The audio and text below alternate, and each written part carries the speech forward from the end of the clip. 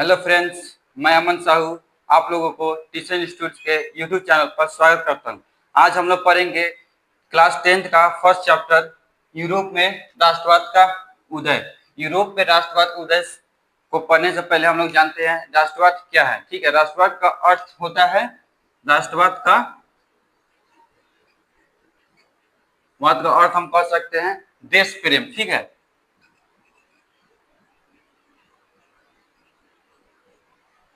अपने देश के प्रति प्रेम को हम लोग राष्ट्रवाद कहते हैं। ठीक है, पहले के जमाने में ये होता था पहले कि राजा का बेटा ही राजा बनता था। ठीक है, जैसे हम लोग राजा का बेटा ही राजा बनता था। ठीक है, जैसे जनता को किसके प्रति लॉयल रहना पड़ता था? राजा के प्रति लॉयल रहना पड़ता था।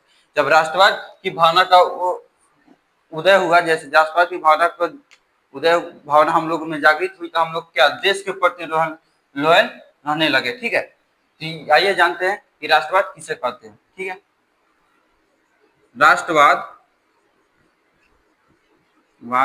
एक ऐसी भावना है, ऐसी भावना है जो किसी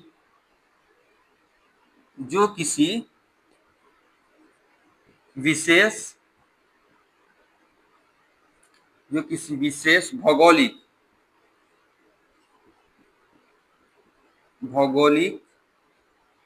सांस्कृतिक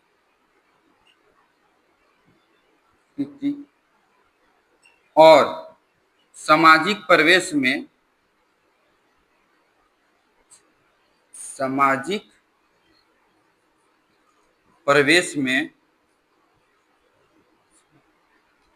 रहने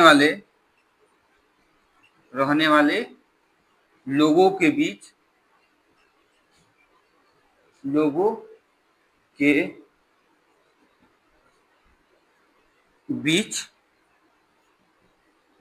एकता का भाव उत्पन्न करती है।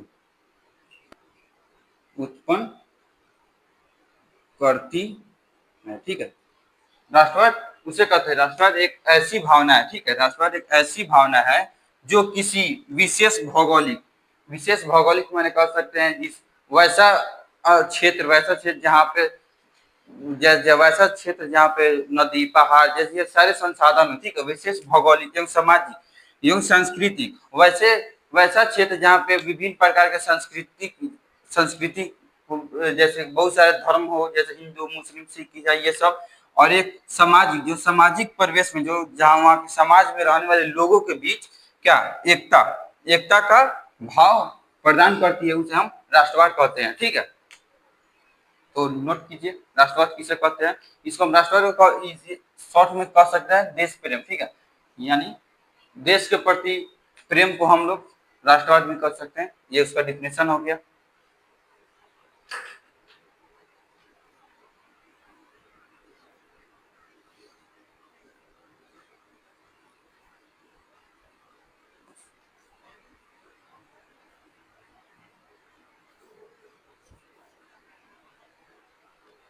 आइए अब हम लोग जानते हैं कि राष्ट्रवाद का उदय कहाँ हुआ था और किस कारण से हुआ था। कौन ऐसी क्रांति है जिसके कारण राष्ट्रवाद का उदय हुआ था, हमारे भावनाओं में राष्ट्रवाद का उदय हुआ था। ठीक है, कौन ऐसा जगह है, कहाँ हुआ था। ठीक है, तो राष्ट्रवाद का उदय कहाँ हुआ था? यूरोप में हुआ था। ठीक है, राष्ट्रवाद का उदय हम लोग का कहाँ हुआ था? यूरोप में हुआ था। इस स्थान पर हुआ था, कहाँ हुआ था? यूरोप में हुआ था। यूरोप में हुआ था। ठीक है, तो वो ये भी एग्जाम में पूछ सकता है कि राष्ट्रवाद का उदय किस काल में हुआ था। ठीक है, किस काल में हुआ था। ठीक है, तो काल पूछेगा, काल तो हम लोग क्या करेंगे? पुनः जागरण काल में हुआ था। पुनः जागरण काल में हुआ था। क्या है ये राष्ट्रवाद का उदय कहाँ हुआ था? स्थान पूछेगा तो यूरोप, और किस काल में हुआ था पूछेगा तो क्या बोलेंगे? पुनः जागरण काल में हुआ था। ठीक है, और इसका राष्ट्रवाद का उदय तो पुनः जागरण काल में हो चुका था। ठीक है, हो चुका था, लेकिन इसका उत्तम उपयोग जैसे कोई अखबार, जैसे हमारे भावनाओं में हमारे भावना जो हमारे आसपास, इसका उत्तम उपयोग कब हुआ था? इसका उत्तम उपयोग बताएं। 1779 में कौन सी क्रांति हुई थी? 1779 में फ्रांसीसी क्रांति हुई थी। कौन सी क्रांति हुई थी? फ्रांसीसी क्रांति हुई थी। फ्रांसीसी क्रांति में इसका उत्तम उपयोग हुआ था कि इसका राष्ट्रवाद का उत्तम उपयोग कब हुआ था? 1779 में। कब? फ्रांसीसी क्रांति का वक्त। ठीक है, तो आइए हम लोग जानते हैं कि फ्रांसीसी क्रांति में कौन ऐसी घटना थी जिसके कारण हम लोग के अंदर राष्ट्रवाद की भावनाओं का उत्पन्न हुआ, राष्ट्रवाद की भावना हम लोग के अंदर उत्पन्न हुई, कौन कौन सी कारण थे। ठीक है, और फ्रांसीसी क्रांति में क्या क्या हुआ, कब से कब तक चला। ठीक है, ये जानते हैं। तो इसको नोट कर लीजिए। नोट किसमें कर लीजिएगा कि राष्ट्रवाद का उदय पूछेगा स्थान तो यूरोप, और काल पूछेगा तो पुंजागरण का। ठीक है, तो मिटा देते हैं इसको।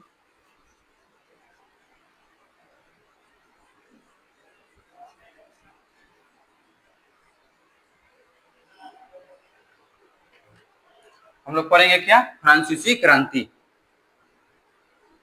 फ्रांसीसी क्रांति कब से कब तक हुई थी? 1779 में स्टार्ट हुई थी और 1799 तक चली थी। ठीक है, 1779 में स्टार्ट हुई थी या 1799 तक चली थी। ठीक है, 1779 फ्रांस में 1779 से पहले वहां का राजा बना था। पहले उसका 1779 के पहले एक राजा बना था। ठीक है, जिसका नाम था लुई 16वां। ठीक है, 1779 से पहले क्या? लुई 16वां फ्रांस का राजा था। ठीक है, वो लुई 16वां फ्रांस का राजा कब बना था?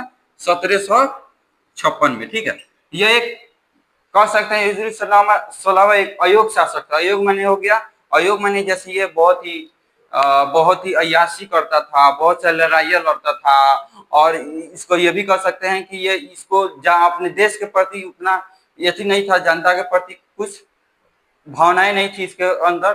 ठीक है, और ये इसका मेंटेलिटी ये था कि ये जितने आसपास के फ्रांस के आसपास के जितने राज्य थे उसको अपने अधीन रखना चाहता था। ठीक है, उसको गुलामी करना चाहता था, जिसके लिए बहुत सारी लड़ाइयाँ लड़ता था। ठीक है, और जिस लड़ाइयाँ लड़ने के लिए पैसे चाहिए तो ये पैसा बहुत लड़ाइयाँ में खर्च करता था। ठीक है, लड़ाई में पैसा बहुत खर्च करता था, अयासी में भी पैसा बहुत खर्च करता था। ठीक है, इसकी शादी, जब लुई 16वां की शादी मैरी एंटोनेट मैरी एंटोनेट से हुई थी। ठीक है, इसकी शादी मैरी एंटोनेट से हुई थी। ये क्या कहा? ये मैरी एंटोनेट ऑस्ट्रिया की राजकुमारी थी। ठीक, कहाँ की राजकुमारी थी? ऑस्ट्रिया। ऑस्ट्रिया एक जगह है। ठीक है, वहां की ये राजकुमारी थी। ठीक है, ऑस्ट्रिया, ये भी मैरी एंटोनेट राजकुमारी थी। ठीक है, ये भी इसको इनको भी कह सकते हैं कि अभी एक अय्याश टाइप की राजकुमारी है। ठीक है, ये भी क्या थी? अय्याश टाइप की राजकुमारी थी। ये भी अपने बहुत पैसे खर्च करती थी, पार्टियां में बहुत महंगे महंगे चीजें खरीदती थी, जिसके कारण धीरे धीरे जो फ्रांस का राजकोष था ना, जहाँ पे धन संपत्ति रखा जाता है, राजकोष, वहां का धीरे धीरे धन संपत्ति खत्म होते चला गया। धीरे धीरे धन संपत्ति खत्म होते चला गया। तो भाई लेकिन ये लोग अपना अयासी लड़ाई ये सब ना छोड़ नहीं रहे थे। ठीक है, तो अयासी करने के लिए चाहे कुछ देश चलाने के लिए पैसा चाहिए, लेकिन इन लोगों के पास पूरा राजकोष का धन संपत्ति खत्म हो चुका था। ठीक है, तो इन लोगों ने फ्रांस के जनताओं पर कर लगाना स्टार्ट कर दिया। ठीक है, लेकिन उस टाइम जब उस टाइम फ्रांस के समाज था वो तीन भागों में बटा हुआ था। ठीक है, तीन भागों, जैसे पादरी, कुलीन और आम आदमी। ठीक है, तीन भागों में बटा हुआ था। तो आइए जानते हैं तीन भाग समाज के कौन कौन से थे। चलो नोट कर लीजिए। कल लुई 16वां राजा को बना था, राजा बना 1756 में। ठीक है, उसकी शादी किससे हुई थी? मैरी एंटोनेट से। और कहाँ की राजकुमारी थी? ऑस्ट्रिया की। ठीक है,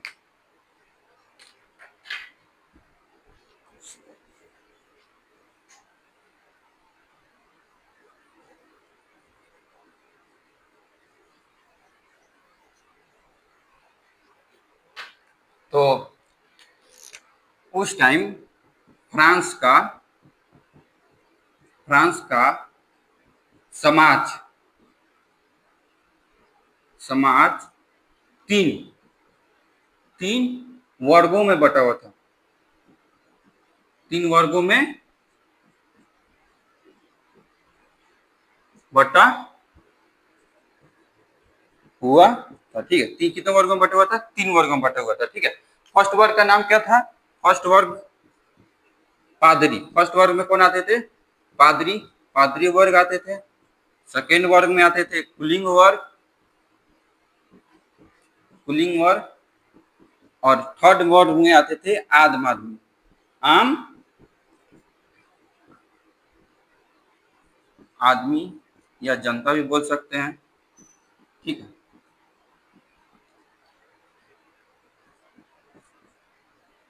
फर्स्ट वर्ग में वैसे लोग आते थे जो सेठ, सेठ हो गए, साहूकार हो गए, जमींदार हो गए, वैसे वैसे लोग, ठीक है, वो फर्स्ट वर्ग में आते थे, ठीक है। वैसे वैसे लोग, जैसे हम इसको पढ़ते थे, सेठ लोग फर्स्ट वर्ग में आते थे, ठीक है।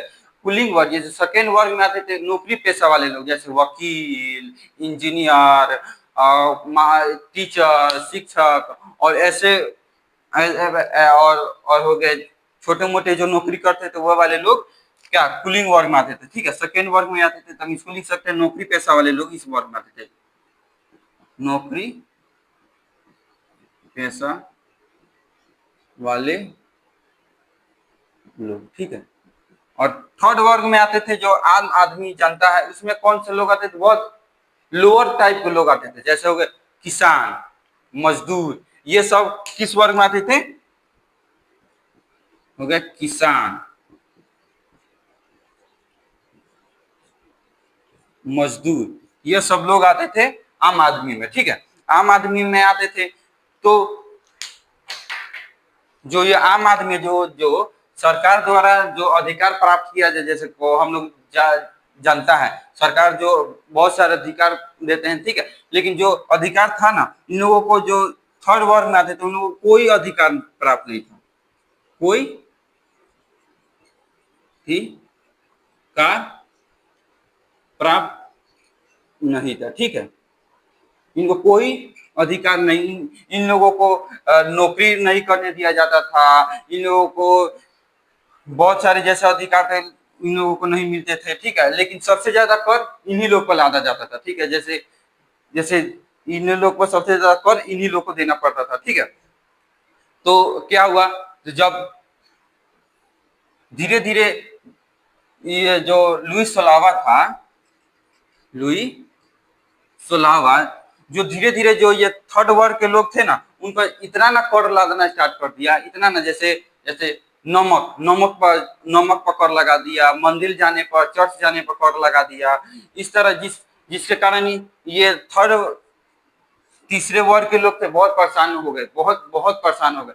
तो इन लोगों ने राजा के खिलाफ विद्रोह कब स्टार्ट कर दिया? 1779 में इन लोगों ने अपना राजा के खिलाफ विद्रोह स्टार्ट कर दिया। जो जो ये विद्रोह चला 1779 में स्टार्ट हो गया, कब तक चला था? 1799 तक चला था, ठीक है। 1799 तक, जब 1799 में नेपोलियन बोनापार्ट, ठीक है, नेपोलियन, फिर इसको डाउन लिखना हो तो लिख लीजिए, उसके बाद पढ़ेंगे। हम लोगों को इसमें ज्यादा कुछ नहीं पढ़ना है, क्योंकि ये 9th क्लास का चैप्टर है, हम लोगों को 10th क्लास का चैप्टर नंबर 1 पढ़ रहे हैं, तो जिस ये 9th क्लास में सिर्फ इसका ओवरव्यू दिया जा रहा है, क्योंकि इस चैप्टर में इसका जरूरत है, जिसके कारण पूरा डीपली नहीं जाना है, ठीक है। आप लोग हो सके लिख लिए होंगे, सिर्फ इसका ओवरव्यू दिया जा रहा है, ठीक है, क्योंकि ये 9th क्लास में ये चैप्टर खत्म हो चुका है।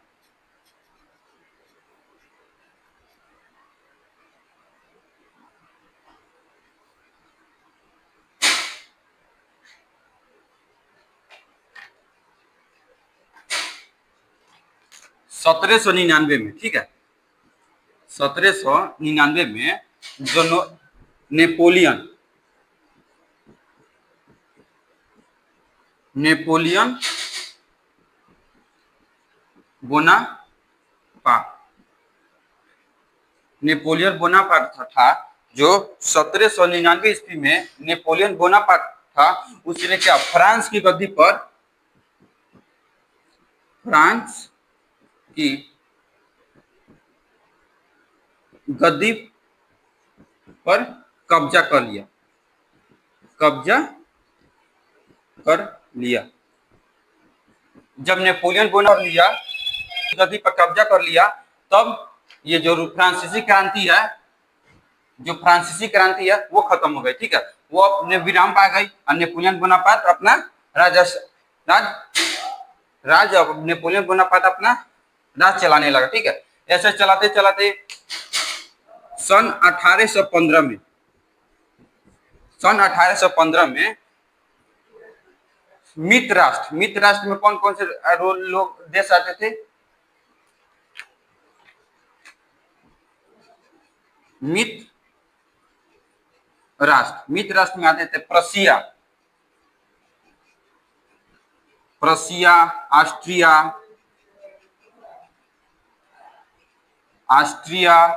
और मित्र राष्ट्र में आते थे प्रशिया, ऑस्ट्रिया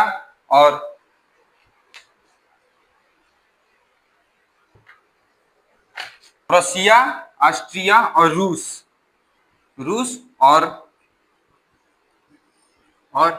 स्वीडन, ये भी एक देश है। ये लोग क्या थे? एक मित्र राष्ट्र थे। ठीक है, ये लोग मिलकर एक संगठन बनाया जिसका नाम क्या था? मित्र राष्ट्र। ये लोग जैसे जब नेपोलियन बोनापार्ट 1799 में फ्रांस के गद्दी पर बैठा, तो उसने अपने जनता में वो राष्ट्रवाद, जनतंत्रवाद, इस सब की भावनाओं को जागरूक किया, जिसके कारण जो आसपास के, जो फ्रांस के आसपास के राष्ट्र थे, प्रशिया, ऑस्ट्रिया, रूस और स्वीडन, इन सब के राजाओं को लगा कि मेरे भी जनता इसके कारण भड़क सकते हैं। तो उन लोगों ने अपना एक संगठन बनाया जिसका नाम क्या था? मित्र राष्ट्र। ठीक है, तो ये संगठन, ये जो 4 देश थे, प्रशिया, ऑस्ट्रिया, रूस और स्वीडन, इन लोगों ने नेपोलियन बोनापार्ट के खिलाफ, ठीक है, एक युद्ध, नेपोलियन बोनापार्ट के खिलाफ एक युद्ध की घोषणा कर दी। ठीक है, कब? 1815 में नेपोलियन बोनापार्ट के खिलाफ एक युद्ध की घोषणा कर दी, जिसमें क्या? नेपोलियन बोनापार्ट की हार हो गई। ठीक है, तो कोई एग्जाम में पूछेगा कि नेपोलियन बोनापार्ट का पतन कब हुआ था, तो कब हुआ था? 1815 में। ठीक है,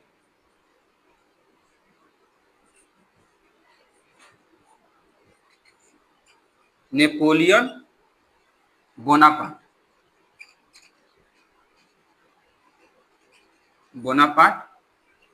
का पतन, नेपोलियन बोनापार्ट का पतन कब हुआ था?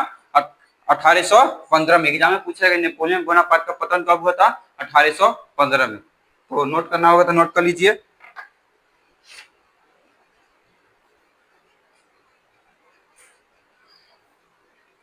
ठीक है, जब नेपोलियन बोनापार्ट हार गया, ठीक है, 1815 में इसका पतन हो गया, तो नेपोलियन, तो फिर एग्जाम में पूछेगा, चाहे पूछ भी सकता है, जो ये 9th का सिलेबस है तो नहीं भी पूछेगा, लेकिन नोट करना होगा तो नोट कर लीजिए। नेपोलियन की मृत्यु कब हुई? नेपोलियन बोनापार्ट की मृत्यु 1821 में हुई। ठीक है, जब ये युद्ध कब 1815 में हारे, तो उसके 6 साल बाद नेपोलियन बोनापार्ट की मृत्यु हो गई। ठीक है, तो आप नोट कर लीजिए, ये 1799 है।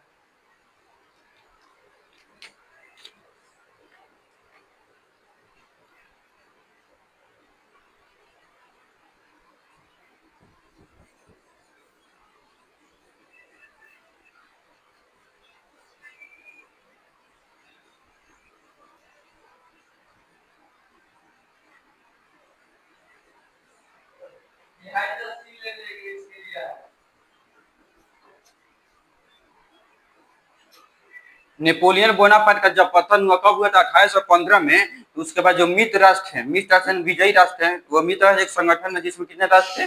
कितने देश थे? 4 देश थे। ठीक है, कौन? ऑस्ट्रिया, रूस, ऑस्ट्रिया, रूस, स्वीडन और प्रशिया, ठीक है। उन लोगों ने विजय शक्तियों ने ऑस्ट्रिया की राजधानी विन्या में, ऑस्ट्रिया की राजधानी है विन्या, उसमें एक एकत्रित हुए थे, ठीक है। कब हुए थे? सन 1815 में, 15 में विजय शक्तियों ने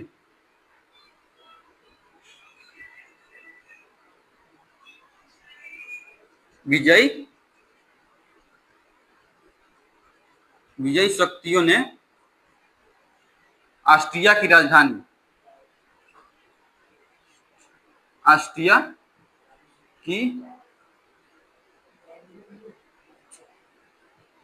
राजधानी विन्या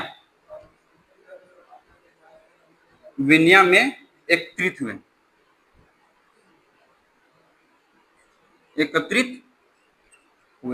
इनके पीछे एकत्रित होने के पीछे इनका उद्देश्य यह था कि जो नेपोलियन बोनापार्ट ने 1799 में अपना शासन स्टार्ट किया था फ्रांस में, उनके जो युद्धों ने जो जो यूरोप में जो पहले से प्रथा चल रहा था 1779 से पहले, उसको नेपोलियन बोनापार्ट ने खत्म कर दिया था, ठीक है। तो उसी को वापस लागू करने के लिए ये विजय शक्तियों ने क्या, ऑस्ट्रिया की राजधानी कहा विन्या में एकत्रित हुए थे, ठीक है। किसके उद्देश्य? जो नेपोलियन बोनापार्ट था, जिसके युद्धों ने जो यूरोप में 1779 से पहले जो प्रथा चलती थी उसको खत्म कर दिया था, ठीक है। उसी को फिर से लागू करने के लिए इन विजय शक्तियों ने ऑस्ट्रिया की राजधानी विन्या में एकत्रित हुए थे, ठीक है। इनका उद्देश्य यही था, ठीक है।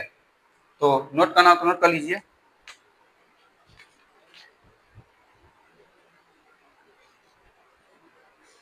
ठीक है। तो नोट कर लीजिए। फिर ये भी हो गया। फिर 1815 में विन्या सम्मेलन हुआ, ठीक है। विन्या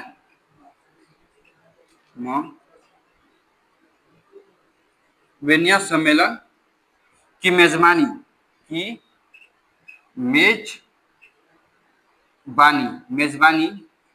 1815 में क्या हुआ था? विन्या सम्मेलन हुआ था। कहाँ हुआ था? ऑस्ट्रिया में हुआ था। तो इसकी मेजबानी किसने? ऑस्ट्रिया का चांसलर। किसने? ऑस्ट्रिया का चांसलर,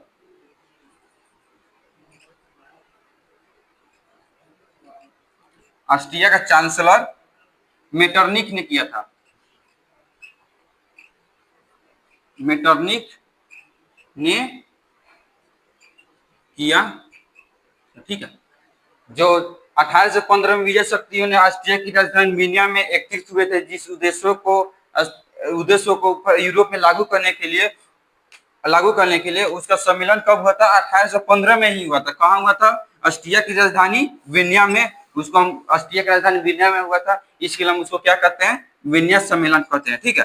तो हुआ था, विन्या में हुआ था। इसकी मेजबानी कौन कर रहा था? ऑस्ट्रिया का जो चांसलर था, जो ऑस्ट्रिया पर राज करता था, जिसका नाम क्या था? मेटरनिक था, ठीक है। उसी ने इसकी मेजबानी की थी, ठीक है। इस सम्मेलन में, जो ये सम्मेलन था, इस सम्मेलन में कौन कौन से देश भाग लिए थे? तो इसके देश का नाम हो गया ब्रिटेन, रूस, प्रशा और ऑस्ट्रिया। ये जो 4 देश है, ये विन्यास सम्मेलन में क्या लिए थे? हिस्सा लिए थे, ठीक है। जो 4 देश है वही विन्यास सम्मेलन में क्या लिए थे? हिस्सा लिए थे, ठीक है। जो ये 4 देश है, एग्जाम में पूछेगा कि विन्यास सम्मेलन में निम्न में से कौन सा देश भाग लिया था, ठीक है। तो इनमें से कोई एक ऑप्शन देगा, उस पर टिक मार लीजिएगा, आपका सही हो जाएगा, ठीक है। तो आप नोट कर लीजिए।